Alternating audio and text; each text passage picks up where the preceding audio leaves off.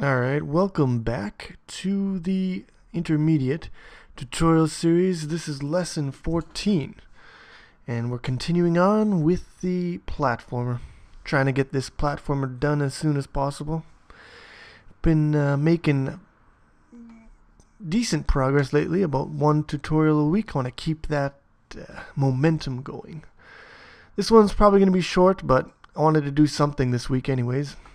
Don't want to get back into a rut of not making tutorials.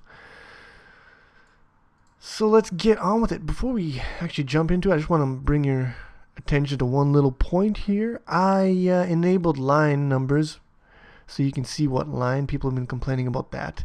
I was reluctant in the beginning because I don't really want you guys to just parrot everything I'm doing. I want you to think about what I say and then try coding it on your own. But what can I say? I mean, people are gonna copy me whether I add the line numbers in or not. So pick your poison, man. I'm just saying, you're probably better off if you watch the video maybe once, go through it once and see what it's about, and then try doing it on your own. And only when you get stuck, revisit the video and see where you've gone wrong, you know? But that's just my 3 cents. Let's get on with it. So, what were we doing here? Quick little recap. We had our guy, we had states going, we had a controller, and we press the right key and he starts running. But the problem is, well, one of the problems is that he gets stuck in the right running state. He cannot, it's a dead end state. Alright, because he's got, let's see what we got here. Player running. So you handle the, where is it? Player running.cpp here. Yeah, on, where is it? Player standing. On player standing, when you hit the right key, enters player running. And on player running, there's nothing to get out of that state, so you're just stuck there, running right forever. Now to solve that problem, what we need to do is we need to handle an event when the user releases the right key. Problem is that we have no way of really knowing when the user releases the right key. Like we have a buffer of key presses, and we can check that buffer and learn about what keys were pressed, but we don't have a buffer for key releases. So we could fake it. We could check. We can use key is pressed to check the current key state and check when the key that we're interested in is not being pressed anymore. But that's the kind of nasty way of doing it. You have to check every single frame to see whether the key has been released yet. That's not the way I want to do it. I want to do it the same way we have for the key presses, where we have a queue here, a buffer of key presses and key releases. So what we're going to do is we're going to create a new class.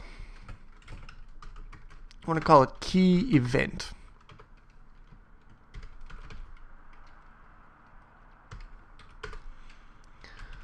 Make it public. We're going to create a, what do you call it? Shit, I'm losing my words now. It is an enum. That's what it was. Enumeration.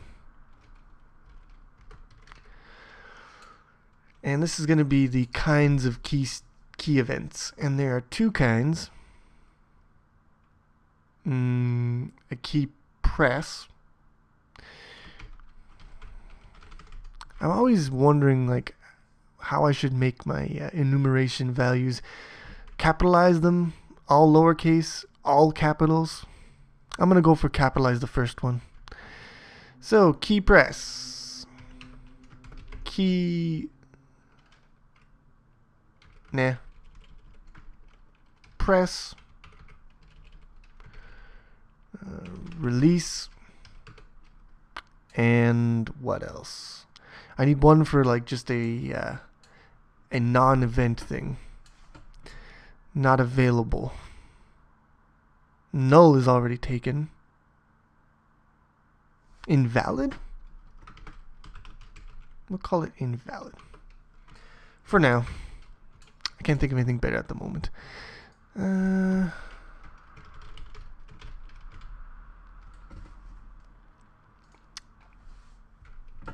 Okay. Next,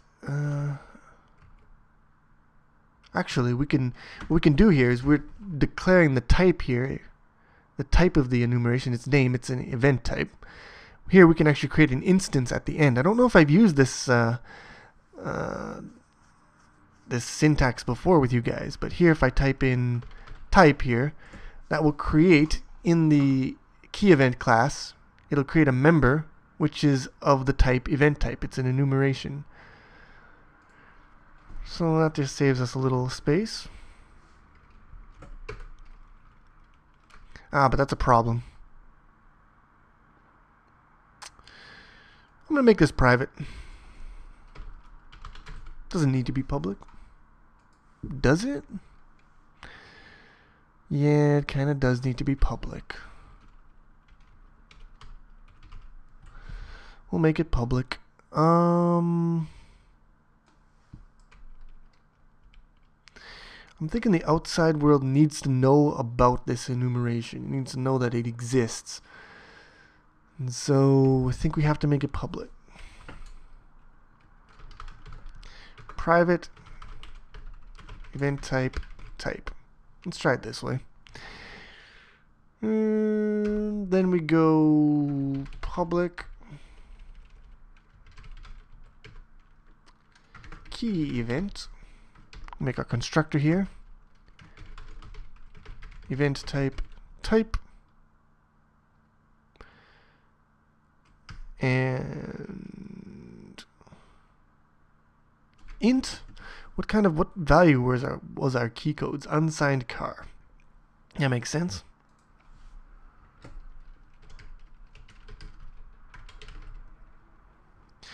Unsigned car value.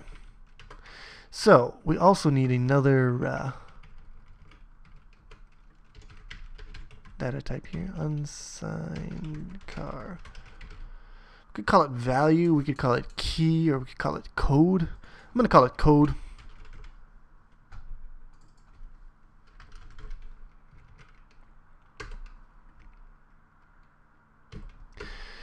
And I'm just going to declare this whole class inline because it's a lightweight class. It doesn't need its own file. Type code. Very simple. Very basic constructor. Nothing to write home about. Now, what else do I want to do with this thing here? I guess I could do a get type.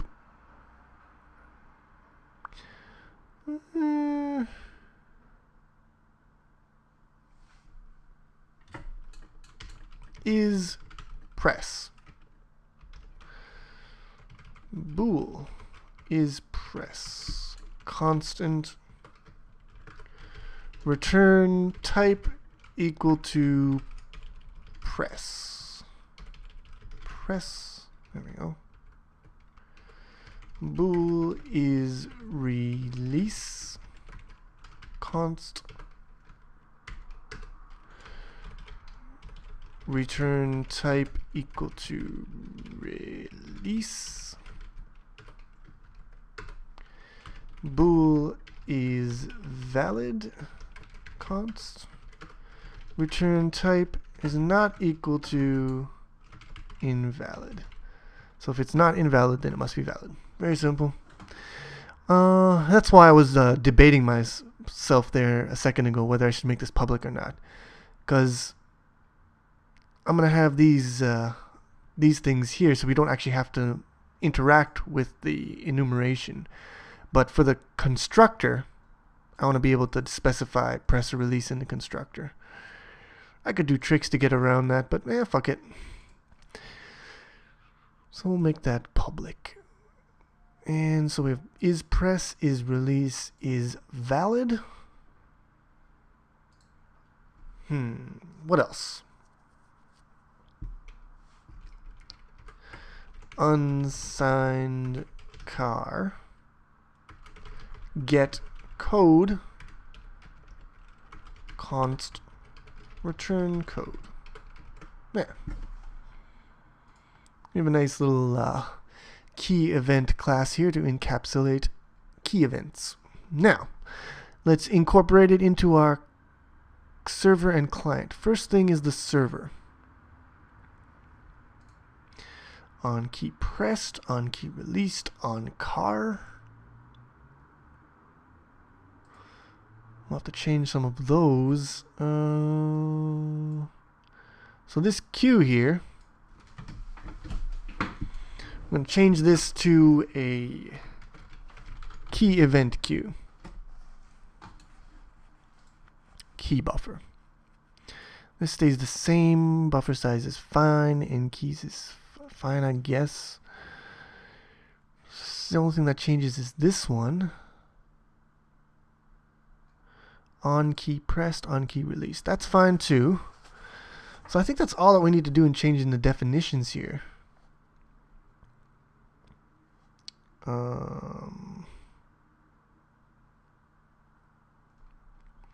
Now on the client side, flush key buffer, flush car buffer, flush buffers,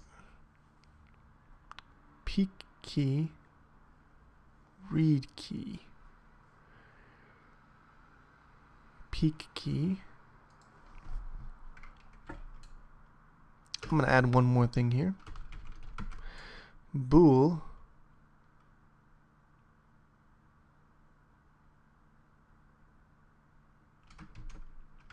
key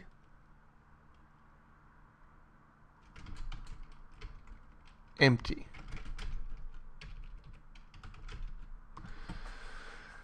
So that checks if the buffer is empty or not. I should do the same for car, just to make it what's the word I'm looking for? Empty. Symmetrical. That's the word. Yeah. Key is pressed. I think this is fine for the definitions. Now we just gotta mess around with the actual code, the implementation, which is in here, and we go to keyboard. Alright, here's where the stuff changes. Here's where the shit hits the fan, my friends. Key is pressed. Read key. First, let's handle the server side. So on key pressed. So we want to push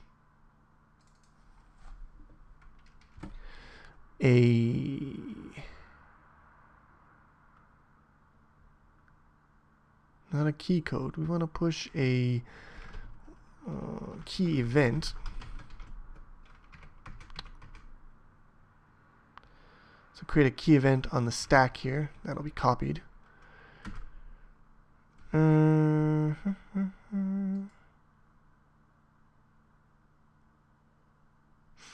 Yeah, we need a key event here. Wait. This thing is messing me up. Key event. There we go. Now we've got our list here. Type. Event type is press. Is it going to like it or is it going to hate it? It might hate that. And the code is key code. How's that? Do you hate it? You certainly do hate it. I think it has to be key event press. Yeah, because it defined it inside the class, so we need the class scope specifier, which is good because I wouldn't want this press keyword polluting my namespace because it's pretty generic, right? It could be for a lot of different things. So I'm glad that it's confined within the key event. Good. If buffer is greater than buffer size pop. So that means if it's too big, get rid of the oldest one in the buffer. That's fine. Okay, so that was very simple. Now we should just do the same thing here. On released. On released we got to do more stuff here. Basically we do the same stuff we just did here.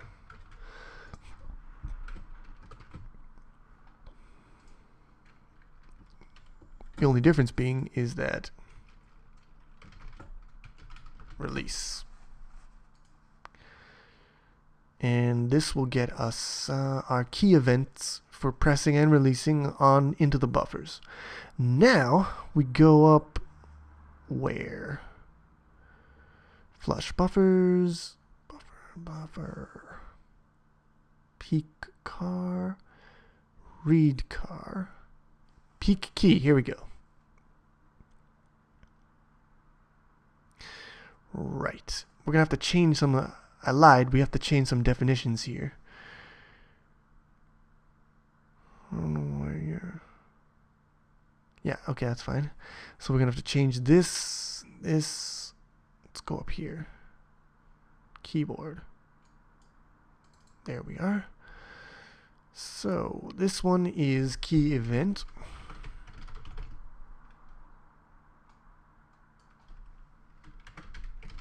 Key event. There. Now we go back. This is a good button actually. Navigate backwards. I'm gonna use that one quite a bit. I got out of use of it because I was working in beginner mode for so long. Key event,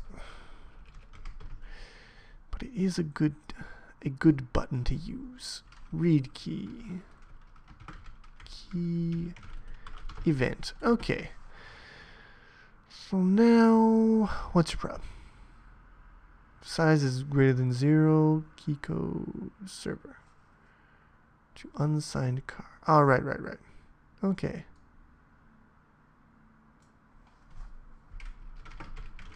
Key event. Why don't you like that? Alright. Probably because don't like that. Key event E.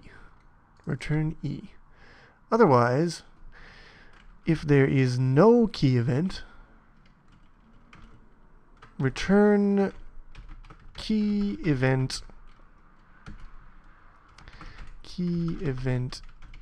invalid and 0. So that's why I added the invalid, just in case this happens. But it shouldn't happen because we're gonna add a empty function here in a second. So peak key, return front, otherwise return invalid. Good.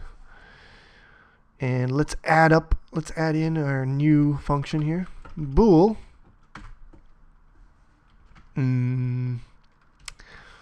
What did I call it? Empty? I think I called it empty. But I gotta add the keyboard client scope in here. Is it this? Nah, that's the wrong button. Is it this one? That's the one. We want key empty.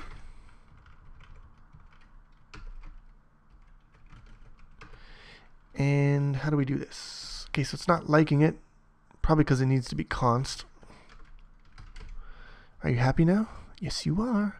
Yes, you are. Okay, now,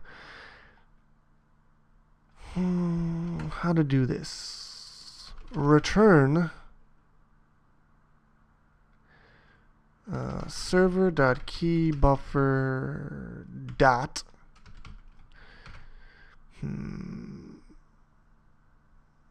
okay, this is a bool, so it's probably the thing that I want. Empty. So just expose the empty function to the outside world there. And we'll do the same thing here for our friend car. Car empty. Car buffer empty. And that should do it, but probably didn't do it. Let's build, make sure we don't have anything incredibly stupid, because we probably do. Fatal error. That sounds pretty stupid. Dying is not very smart. Okay, yeah. Now, all our stuff that uses keys, which should be just this, just be the sprite controller, is going to need to be reworked. Keyboard.peak key. Okay, so we're not going to use peak key this way anymore because we have a much better function. And it's called keyboard.keyEmpty. While not keyboard.keyEmpty.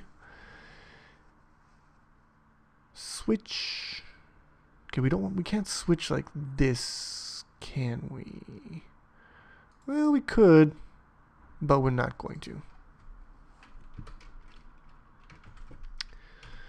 Key event E is equal to kbd dot read key.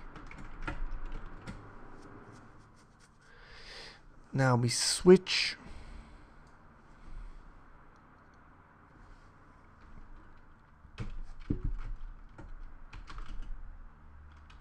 E dot get code, and that should be fine. Let's just make sure everything works the way it worked before we try adding any new functionality. Because that's how we roll. So far, so good. Okay, now the fun part. Let's add the new functionality. So we need a what do you call it?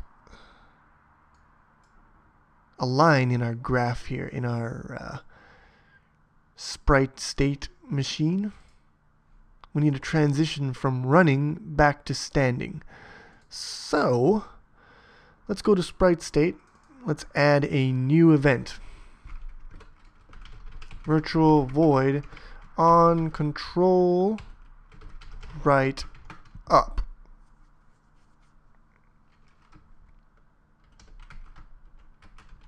Make it equal to 0. Although, yeah, let's make these ones here. We'll give them a default behavior of do nothing. And while I'm at it, we'll go to sprite player running. Because we don't need to handle control right down when we're running, because we're already running. So we don't need to handle the right button. So let's just get rid of that. Build. Just making it a little leaner and meaner. No difference in the actual engine itself. Okay, so now we've done that. We have a new event, control right up.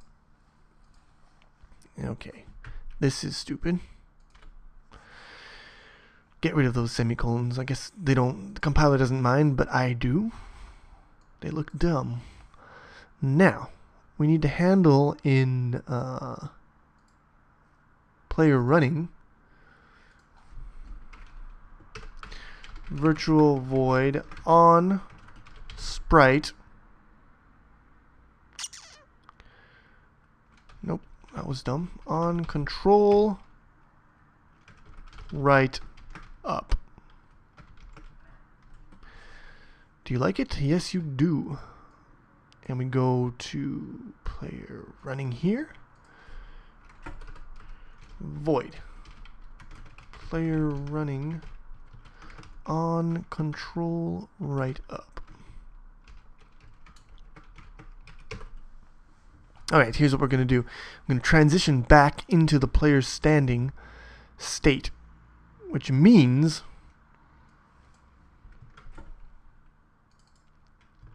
basically going to do something like this.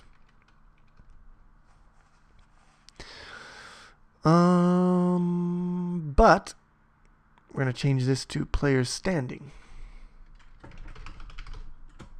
And that's it. What, you don't like player standing? Error type. Yes. I know what the problem is. It doesn't know about player standing because I didn't include it Now it should be fine. So now I'm just going to build this. Make sure I didn't muck up the syntax anywhere. Okay. Now we actually have to go into our sprite controller.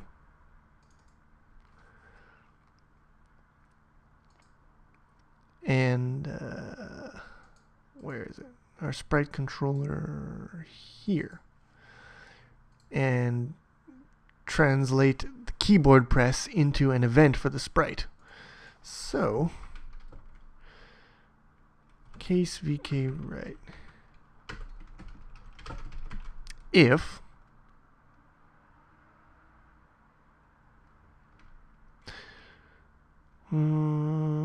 event dot is press,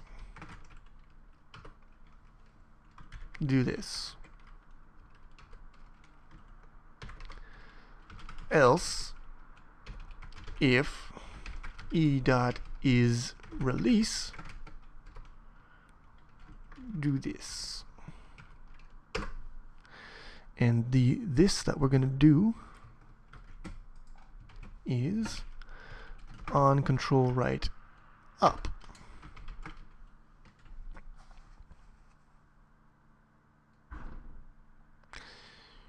There we go. Build.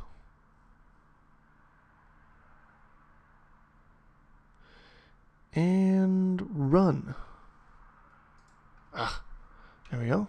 So I press down and it's going, release, and he stops. Go and stop. Go and stop. Go, stop, go, stop. Go, stop. And that's that. Very simple. Nothing amazing. I mean, it's just an extension of what we did before. But I think it's a much nicer system for the keyboard now that we can get events for presses and releases all in the same interface. And the key empty function is also useful. Just making the code tidier, prettying it up a little bit.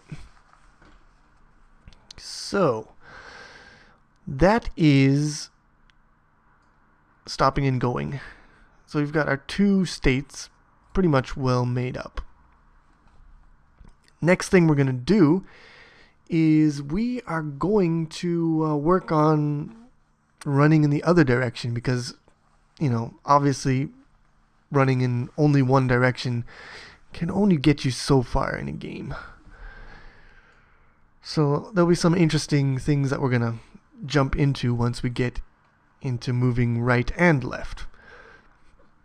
But I think for now I'm just going to take a break. I'm not sure. Maybe this will be the end of this lesson, or maybe I will add the next part on to this. I haven't decided yet. But if I do not add the next part on, then see you next week. Ta-ta.